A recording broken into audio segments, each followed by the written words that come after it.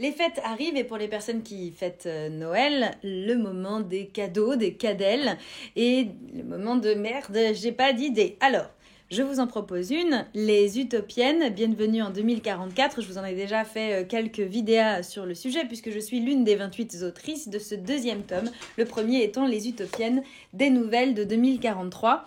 Les deux ouvrages étant sortis aux éditions La Mer Salée. Vous pouvez trouver une myriade d'autres ouvrages magnifiques. Et donc, pourquoi offrir cela ? Eh bien parce qu'on est dans un monde d'habituation au pire, de pronostics terribles. Et donc ça encourage le renoncement. Il y a plein de personnes qui disent « à quoi bon maintenant ? À quoi bon se battre ?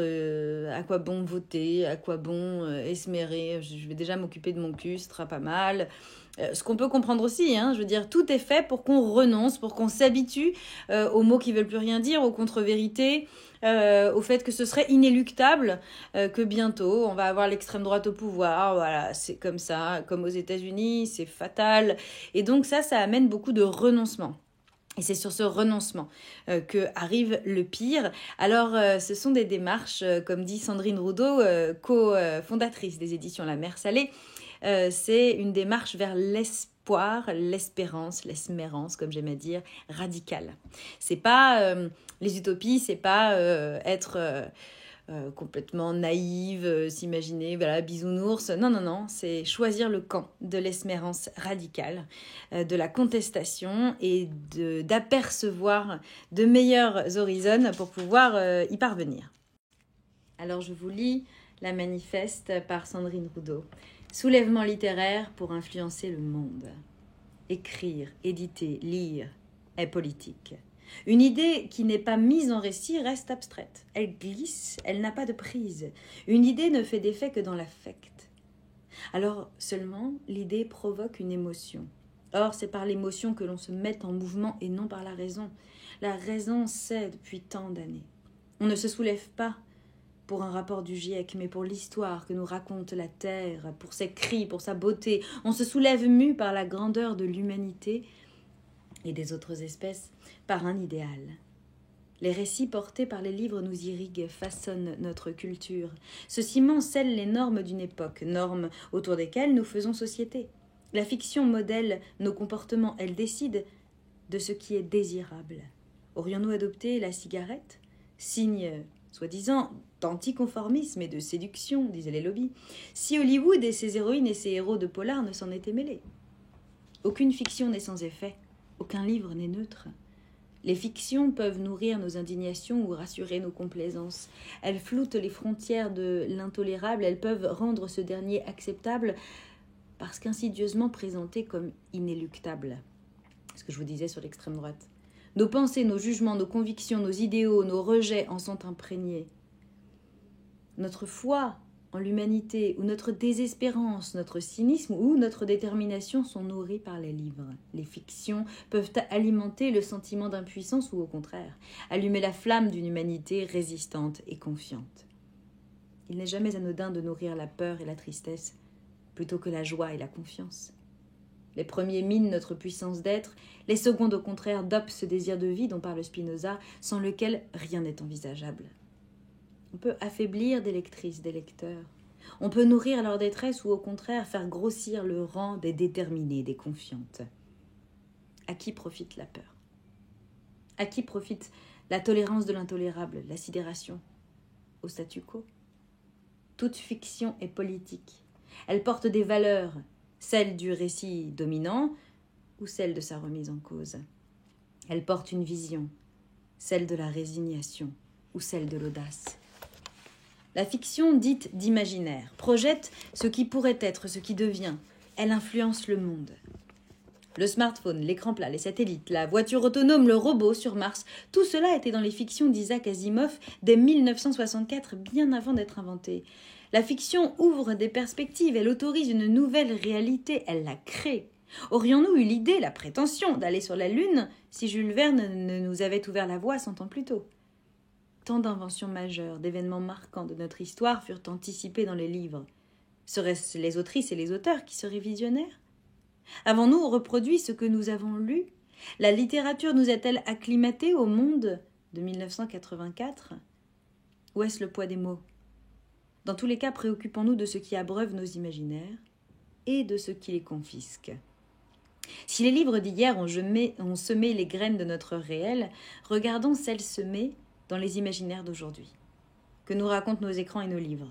Culture de l'argent, drogue normalisée, serial killer, surveillance numérique, fable high-tech, dominante et dominée. La fiction contemporaine esthétise trop souvent une société mortifère. Là, partout dans les rues, il y a des pubs pour Squid Game 2. Ouais. Et ce faisant, elle la perpétue. Elle nous résigne à l'effondrement. Elle nous prédispose à l'affrontement. Notre fiction s'apparente à un sabotage en règle. À force de crier au loup pour l'être humain, il finit par venir. À force de parler de dictature, de violence inéluctable, on finit par les guetter, par s'y préparer. À force de s'y préparer, elles deviennent comme légitimes. Quand elles arrivent, c'est tel un dénouement logique. Comment pourrions-nous alors croire en des perspectives moins sombres si nous ne les voyons même pas? Comment pourrions-nous croire en nous si nous ne lisons pas tels des êtres dignes, courageux, persévérants, triomphants? Écrire et publier des utopies, c'est soutenir la seule façon dont le monde s'est élevé. Utopiste parce que tout progrès de l'humanité, toute bifurcation de l'histoire sont nés des utopies de quelques individus visionnaires. Droit de vote, fin de l'esclavage, congés payés, réunification allemande, invention d'Internet, de l'ampoule. Ces événements n'étaient pas dans des scénarios annoncés. Des utopistes les ont imaginés, réalisés. Utopiste parce que la désignation n'est pas une option rationnelle. L'improbable peut surgir à n'importe quel moment et rebattre les cartes. Covid-19, guerre en Ukraine, désertion des jeunes ingénieurs, répression des mouvements activistes, une chaîne d'événements remet en selle d'autres scénarios. Utopiste, parce que notre futur dépend de nos intentions. La physique quantique et la psychanalyse s'accordent pour montrer que la frontière entre la pensée et la matière est fine. Pensée lumineuse, futur lumineux. L'utopie dessine ce que devrait être le monde, ce qui est juste et galvanisant. Et depuis ce cap, elle le fait advenir. L'utopie est du côté de la radicalité. Elle défend la racine, les essentiels. En pays d'utopie, la norme n'a pas de légitimité. Ce n'est pas parce qu'une situation est la norme qu'elle est normale. Ce n'est pas parce qu'une situation est ancienne qu'elle est inéluctable. Seuls les conservateuristes et les sans imagination pensent cela. L'utopie, c'est l'intensité plutôt que la tiédeur, le risque, plutôt que la médiocre volonté de maîtrise. Et c'est la contestation. L'avenir naît de la contestation du présent. L'histoire nous raconte que le monde change grâce à une poignée de femmes et d'hommes qui décident de faire advenir ce qui n'existe pas encore, faisant mentir tous les pronostics, effrayant les frileux. Écrire, dessiner des utopies est subversif. C'est un pari qui refuse la facilité et le récit convenu. Quand la dystopie ne fait qu'extrapoler le réel, un livre utopiste se débat pour imaginer, élaborer, explorer les incertitudes, braver le narratif ambiant. C'est le parti de l'attention au monde, de la créativité. S'il refuse d'être raisonnable, le récit utopiste est expérimental. Il ne colporte pas une nouvelle idéologie au contour net, il se cherche, chemin faisant, graines semant, avec des points de vue pluriels, des héroïnes et des héros imparfaits, tâtonnants. C'est l'origine des utopiennes, un tissage depuis des regards singuliers, des causes différentes pour un monde aux valeurs communes. Un récit utopiste est un acte anticonformisme. Il est bien plus facile et plus flatteur d'abandonner, d'écrire le raisonnable, le pessimisme ou la techno-idolâtrie.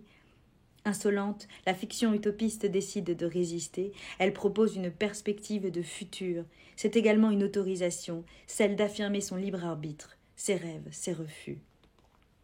Nous voulons une édition militante, militer du côté de la lumière.